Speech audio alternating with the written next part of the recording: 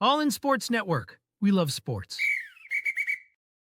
It is Tuesday, September 23rd, right here on your daily fix for all things Texas Longhorns. It's a bye week this week, so we're going Monday through Friday. If you missed yesterday's episode because you're used to our Tuesday through Saturday schedule, go ahead and watch yesterday's episode as well. But yeah, this is your daily fix brought to you by Rogue Sports Network. I'm Tanner Carlson. That is Jake Jimerson. Today's episode, again, it's bye week. We're going to be scraping by in terms of storylines and whatnot. We're going to do a quarter of the season roster standouts, player evals, and kind of who has stood out. Who do we think could make some potential climbs as the season progresses? And so I think a lot of that's going to come on the defensive side of the ball as well. We're going to continue to start seeing guys like Grayson Littleton improve. We're going to start seeing guys like Wardell Mack. We're going to start seeing guys, Ty Anthony Smith, who I thought played pretty well yesterday. I thought Brad Spence played well against Sam Houston State this week. Got to see him out there a little bit more than we had previously. And so I think guys are going to start making a little bit more appearances as the season goes on. And Jake, let's just go ahead. Let's just go position through position. Let's not spend a ton of time at quarterback, but let's start there. And we'll just start with Arch Manning. Obviously, I think we know very well as to kind of where we stand with Arch Manning. He's got 14 touchdowns already on the season, 9 passing touchdowns, 5 rushing touchdowns. He's got 888 passing yards. He's throwing 61% completion percentage, and he's only been sacked 3 times through 4 games with a quarterback rating of 154, which isn't horrible. But again, he's shown some signs of getting the yips, of getting flustered, of not being the most confident. But when his confidence is high and he's playing loose, he looks like the quarterback everyone projected him to be.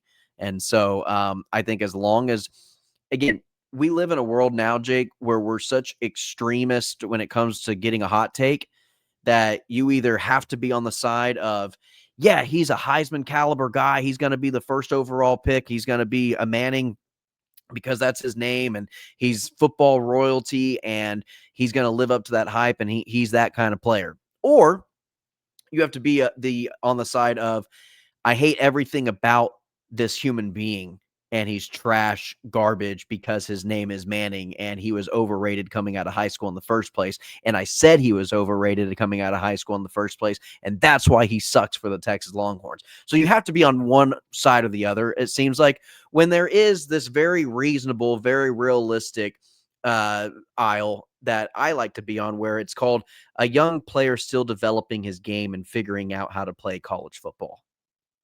Yeah.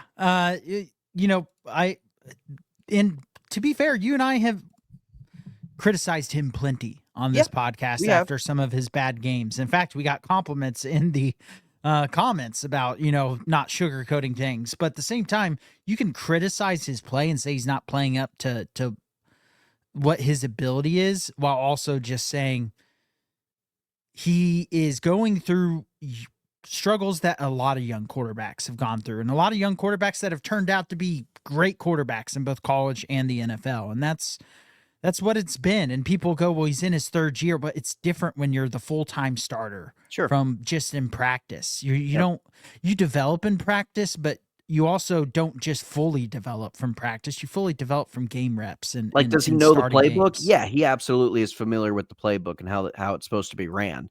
Again, the execution side of it, that's different. Yeah. And so we're seeing a player that dealt with some, I think, again, having to start with that, with Ohio State game 1 really was just kind of the worst year for that to happen, because Texas normally has a big game on the schedule. It's never really game 1. Mm-hmm. So it's really unfortunate that was game 1 this year, just because I think it really hurt Arch's confidence, and it kind of just rattled him for a couple games. But it wasn't just that game that rattled him. It was just his not being able to get into a flow early in the game. He'd miss a guy, he'd start to press. They weren't running the ball great. He'd start to press. And so just kind of trying to make too much. And then, you get some drop passes thrown in, and everything was just out of sync. And the offense really needed a game to just feel rhythm, feel what it should feel like on the field. Because a lot of these guys haven't been starters, not just Arch. So not all of them have been out on the field when you feel like your offense is moving and working like a tuned machine. And they finally got that in this game. And we'll see if it makes a big difference because Florida's got a really good defense. And if this Texas offense comes out and they put up, they put up 27 points against Florida, I'll be feeling really good because I think they'll win. Yeah, with that many points, they should. 27 points. You should. They should win with more 20. than 20 against this Florida team because this Florida defense has been really good. It's been their offense that has struggled, which should play well into Texas's hands with how good their defense should be. But just putting expectations out there early of if Arch Manning and this offense has kind of fixed itself, we'll know by. They go out there and they have a solid game against Florida, I'm going to be feeling really good about the rest of the season. Jake, let's talk about the running game. Your leading rusher for the season going into the bye week is Jarrett Gibson, actually. 36 carries, 155 yards, averaging just over 4 yards per carry. In fact, you have just about every single rusher for the Texas Longhorns is at least averaging over 4 yards per carry, which is a good thing. But the long is what's been the problem. And your long came from your backup quarterback against Sam Houston State with a 50-yard rush from Matthew Caldwell. Your next longest run came from a wide receiver, Ryan Wingo, against Sam Houston State, a 32-yarder earlier in that same game. In terms of your running back, the longest run from scrimmage has come from C.J. Baxter, an 18-yard run. That's where I think you've got to start establishing some bigger plays coming out of the running back position. Now, is that going to be your James Simon? I don't know. Is that Trey Wisner whenever he comes back healthy? Again, I don't know.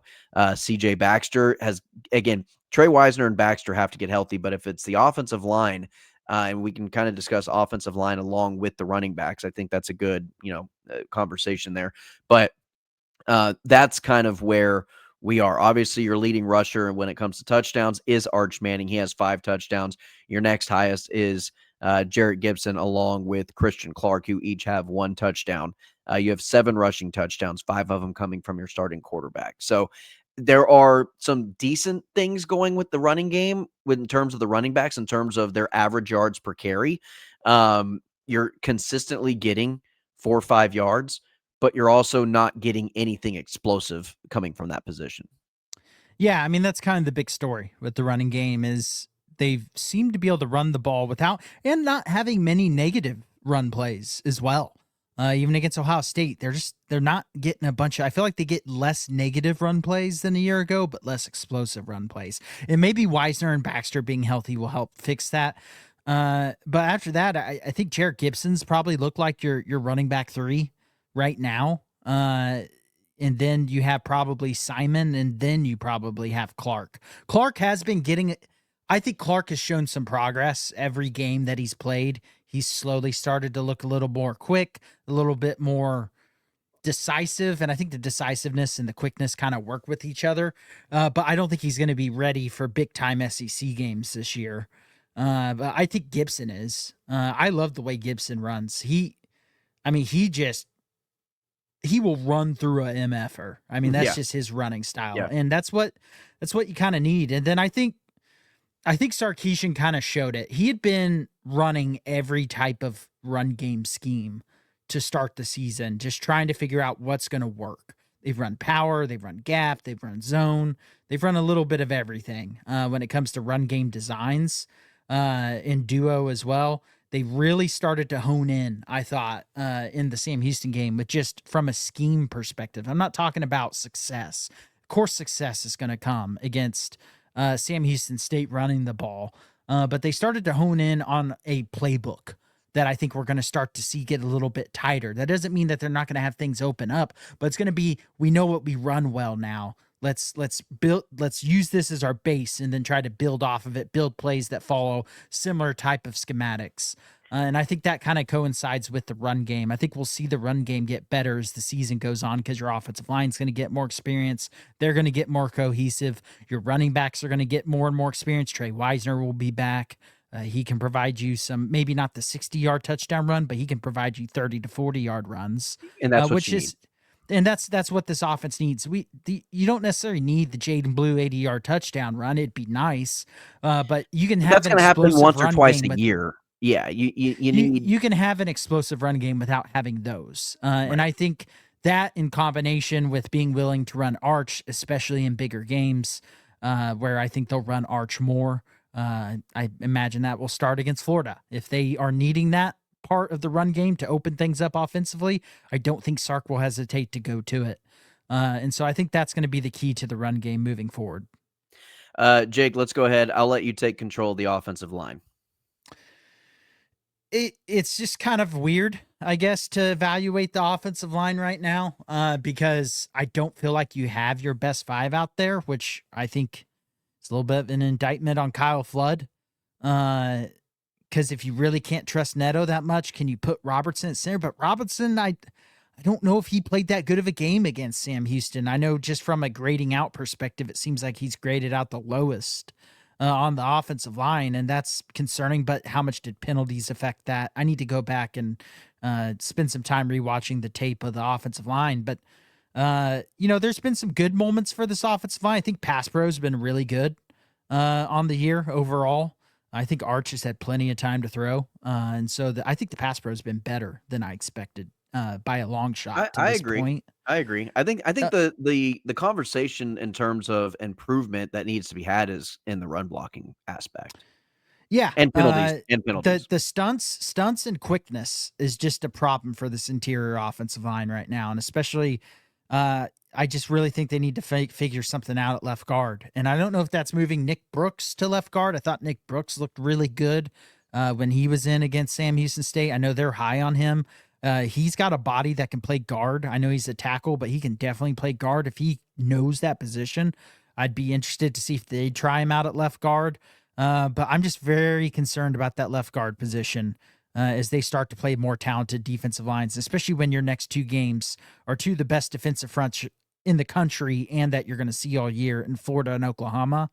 DJ Campbell's been disappointing just because you expect him to be a dominant offensive lineman now. And he's been dominant at times and then just complete mental booms at times. He hasn't been able to get rid of those. Goosby's looked every bit of the part of what I expected from Trevor Goosby. And I think Baker looks like a young player that's had some struggles, but has also looked really good at times. So they just need, for me, the offensive line, you need to get your best five out there, and you just need them to keep getting more cohesive as a unit. Because there's obvious cohesion issues, stunts and things like that. Having busts like that, a lot of that's communication. And they're just watching it too pre-snap, I don't see near as much communication up front. Granted, you're just watching it, but, just like an offensive lineman does, you're in your stance, you're pointing, you're talking. I'm not seeing enough of that. That doesn't mean they aren't. They could just be verbally doing it, and you can't hear all that in the broadcast. But just from the naked eye, it seems like their communication still isn't there yet, which is partly to be expected. You got 4 new starters. Yeah. But they got to get better as a unit, and they seem to be improving here and there, but they just got to get rid of the penalties, and they got to get rid of the busts that just cause a complete broken play. Jake, let's talk a little bit about the receiving core. We can throw tight ends into this as well. I think the tight ends have been a pretty good bright spot on the offense, at least in the receiving game. That's one thing that I'd like to see a little bit more. Maybe you know more about it than I do in terms of in the run blocking aspect of the tight end position. But I think Jack Injuries and Jordan Washington have actually been pretty solid for the most part. I know Jordan Washington has had some hiccups from time to time, but I think he's coming along. He got his first career touchdown against Sam Houston, so that was nice to kind of get that off of his chest. Jack Injuries, I believe, is a stud. But when it comes to the receiving core, Jake, I mean, this offense is predicated on the success of Ryan Wingo, DeAndre Moore, and Parker Livingstone. We saw where UTEP, the offense really struggled without having one of those 3 guys in, which was DeAndre Moore. And the offense struggled. They're the only 3 guys that have double-digit receptions on the entire season so far. That's including tight ends. Your next leading wide receiver after Parker Livingstone with 11 receptions is Dylan McCutcheon with 3. Yeah, that Dylan McCutcheon with 3 is over Wingo. No. So you've got Wingo with 13, Oh, more okay, with sorry, I missed you yeah. saying the So Wingo thing. I you're was looking at stats. yeah, your top 3 wide receivers and receiving as over 10 receptions is Wingo, Moore, and Livingstone. But Dylan McCutcheon is your 4th leading wide receiver when it comes to receptions, and he has 3. Yeah, and part of that is that Andres I think would be up there higher, but he's been limited because he kind of got banged up, and you're just not going to risk him in these games. I imagine you're going to see him full force, and that's the thing. That is the positive thing when it comes to talking and evaluating about the wide receivers is you're going to get Emmett Mosley back. It seems like Wingo and Arch kind of started to find something. They were starting to find something in the second half of UTEP. So that carried over, and they started to make some plays against Sam Houston State. Now you got to see that against good competition. Hopefully that starts against Florida. But Ryan Wingo can be your clear wide receiver 1, and Livingston be your clear wide receiver 2. And you're sitting in a pretty good spot if those guys play to what they've shown potential wise. And then a third wide receiver, DeAndre Moore, started to look more in his groove against Sam Houston State. He missed some time due to injury. So you've been really banged up at this position. Because then after that, your depth is true freshmen. It's McCutcheon, it's Kalik Lockett. Yep. And unless you're just a freakish special talent like a Jeremiah Smith or a Ryan Williams, I don't think you want to rely on just, true freshman wide receivers. Emmett Mosley hasn't played yet this year. It sounds like he's hopefully going to be back for Florida. So that could be a big boost, especially from a blocking perspective, but also just finding holes in the zone. And how you talk about kind of being banged up at wide receiver. How important is this bye week? I mean, I don't think it could have come at a better time. I would hate to go into conference play and playing a conference opponent being as banged up as Texas is right now. And it seems to me as like Wisner would be playing conference games, Andrews would be playing more conference games. Like it's not their injuries aren't at the point of like, they're going to miss time if the team absolutely needed them to be out there. I know it's more so precautionary, sitting out and limited reps, but still this bye week I don't think could have happened at a better time in terms of team health. Yeah, Trey Wisner, this injury came from camp. So he played Ohio State, and then he hasn't played since. That tells you all you need to know about what his injury is. It's something that is likely muscle related, and is probably just sore. And he definitely wasn't playing 100% against Ohio State, which makes me feel a little better about talking about some of the yardage you felt like he left out there. Yeah. I imagine, hopefully, he is going, unless it was a much worse injury than has kind of been reported and rumored, that he'll be essentially 100%, come Florida. And I think this coaching staff probably did that on purpose. Obviously they did it on purpose, not playing Wisner and not playing Moore when he was hurt, is trying to get some of these younger, because guess what? The depth at these positions are really talented guys, but running back, at wide receiver, at tight end, they're all really young, freshmen and sophomores that have not seen much playing time. So if you had a guy banged up, instead of playing him against, San Jose State, instead of playing against UTEP or Sam Houston State, you sit them and you let these young guys get reps in these games so that if they have to come in again, come Sure. SEC play, they at least have some experience. And I think that's the approach this staff took. And hopefully it pays off for them, because it seemed like the offense started to find some stuff. Again, preface it, Sam Houston State. But then you get healthy on top of that. Maybe you're able to find your stuff against some better defenses as we start to get into conference play. All right, Jake, let's talk a little underdog before we jump on the defensive side of the ball, which I feel like the defense side of the ball, we'll talk a little bit less in depth. I think the main storyline all season long has been the offense. But, Jake, make picks, play games, win money at underdog all season long. Playing underdog is easy. Just pick whether your favorite players will go higher or lower on stats like touchdowns, receiving yards, interceptions, and more. They also now have team picks, which is something that I've been interested in.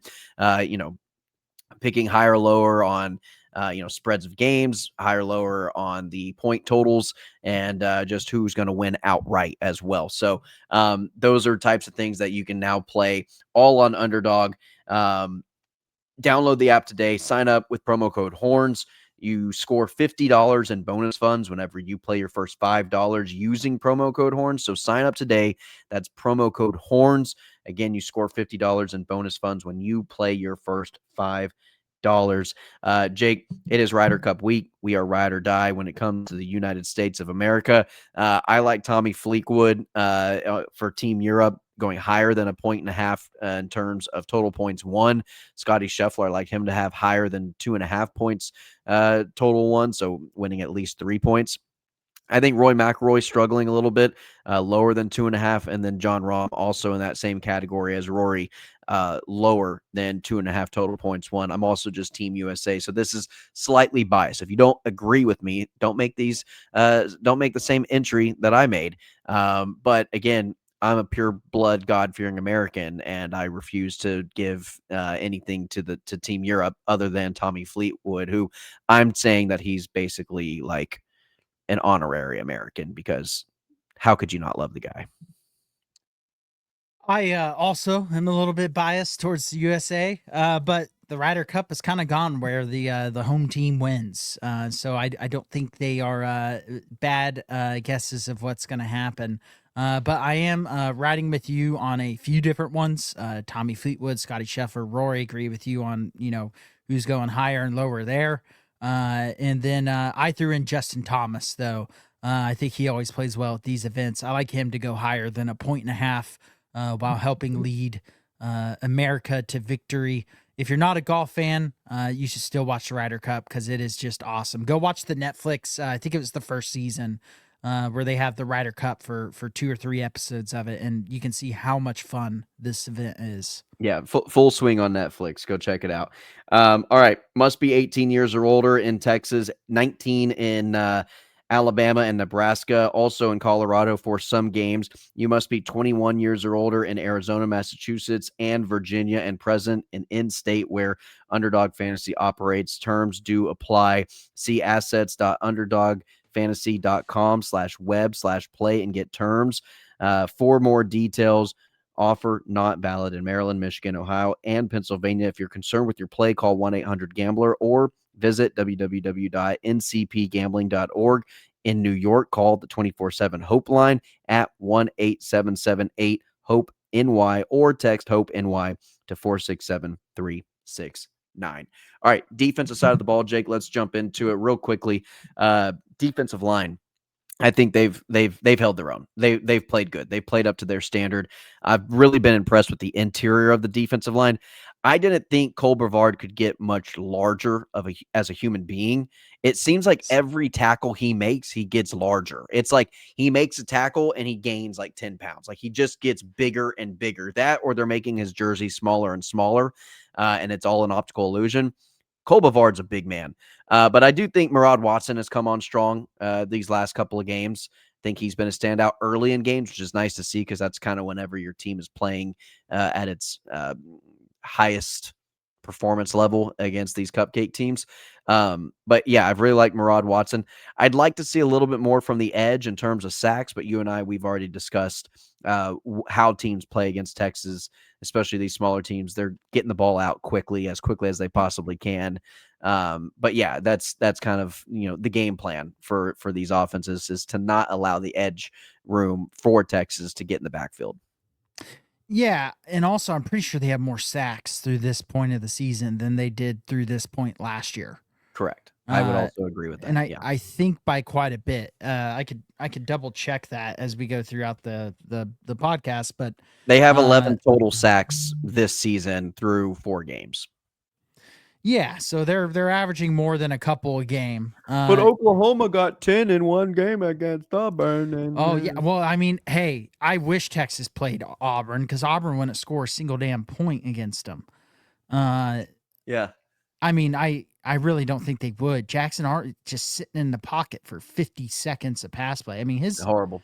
If I was his offensive line, man, I would hate him. I would hate him after that game. Not that Auburn's offensive line played good, but they're going to get so much more heat than they deserve for that game just because the quarterback sat there. Then you look at the box score and you go, they got 50 sacks. And it's like, well, his average you look at those charts you get for like NFL games where it's, average time to throw, average depth of target. You have Jackson Arnold just far to the right with average time to throw while getting sacked 12 times or whatever it was. But yeah, I'm happy with the defensive line play. I think the defensive tackle rotation, they just have they have more depth than last year at D tackle. And last year they were a really good D tackle room. Cole Brevard looks like a stud. And like you said, he's like that meme on X where it's like, hey, every time this gets 1,000 retweets, I'll make his face bigger. It's like, that's Cole Brevard. It's his belly. Sturdier. It just gets bigger and bigger every week. And he's sturdy though. Like I look at him and I go, how do you line up in front of him? And he's been dominant in every game. Hero Canu's been really good. Murad Watson's been starting to flash. Travis Shaw has flashed. You also have Lavon Johnson, who's starting to get healthy and starting to come on. And then Alex January, who's looked really good. Yeah. We went down the full list and didn't even mention January until the very end. And he's your only January is not who I would list last. It's just more of just thinking a name. Right. I mean, you run three deep at both D tackle positions essentially, which is pretty rare. I mean, they got 6 guys who you can rely on to go play. That's not even including some of the younger guys who might be able to work themselves into playing. Just like Alex January worked himself into the rotation by the playoffs last year. You could see a Josiah Sharma or someone like that work their way into the Justice Terry, work their way into getting more playing time as the year goes on. So yeah, feel really good about D tackle. I have no worries about this edge group or the number of sacks. I think sacks will only keep getting added on, and also I think they're off to a faster, sack pace than they were last year. So I feel great about the defensive line and the edge group. Yeah, let's talk linebackers, Jake.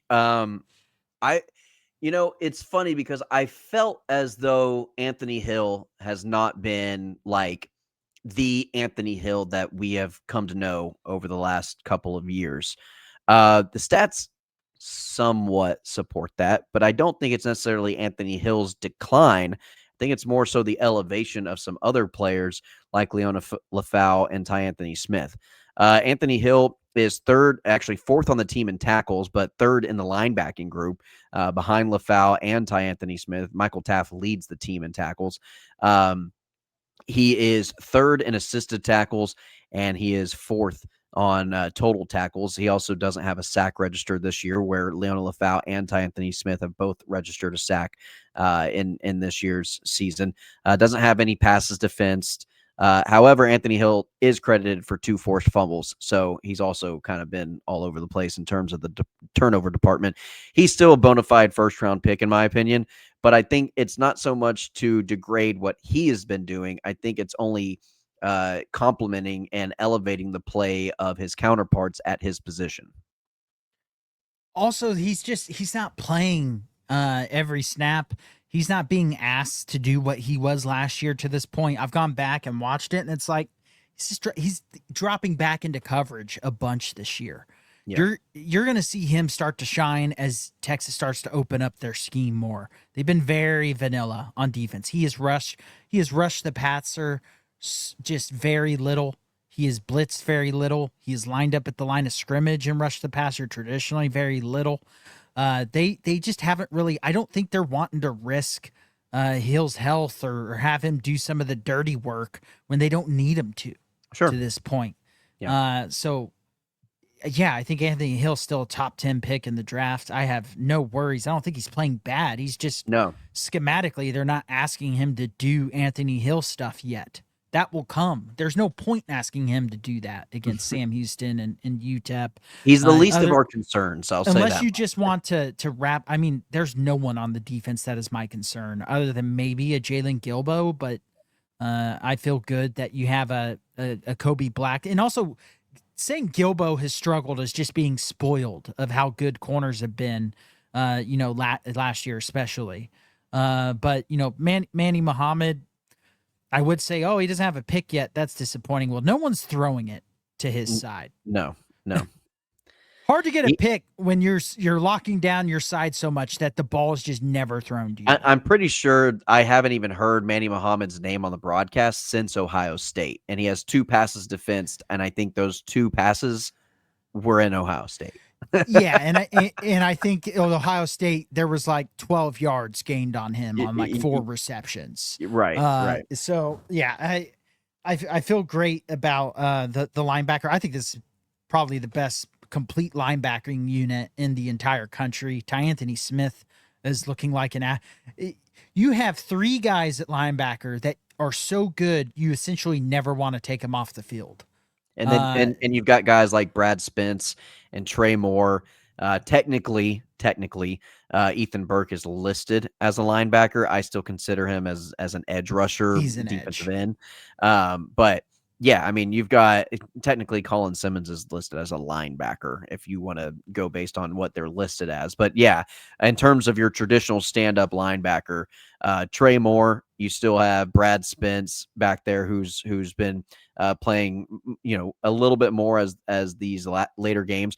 Lance Jackson coming in late, I thought has been looking really good. The freshman, he is going to be a stud. He caught my attention against Sam Houston. And there's been talk about him looking really good in camp. I mean, he's just in a loaded room. It's hard to get out there and get a bunch of playing time as a true freshman when you're playing behind, future first round picks. It's right. Yeah. There's an embarrassment of top 3 round picks on this defense.